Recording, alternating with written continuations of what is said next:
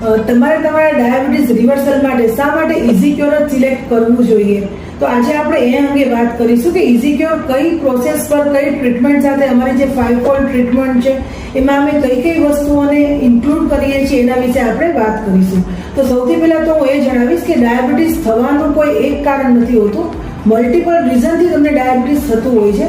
તો ડાયાબિટીસ શરીરમાંથી નીકાળવા માટે પણ કોઈ એક જ રસ્તાથી એને નીકાળી નથી શકાતું. અલગ અલગ ઘણા બધા સ્તરે મહેનત કરવી પડે છે ત્યારે એને આપણે રિવર્સ કરી શકીએ છીએ. તો એમાં અમે જે 5 સ્તરે કામ કરીએ છીએ એમાં સૌથી પહેલું છે કે ફૂડ એન્ડ ન્યુટ્રિશન. એટલે કે જ્યારે તમે અમારી પાસે આવો છો ત્યારે સૌથી પહેલા અમે તમારી હિસ્ટ્રી લઈએ છીએ.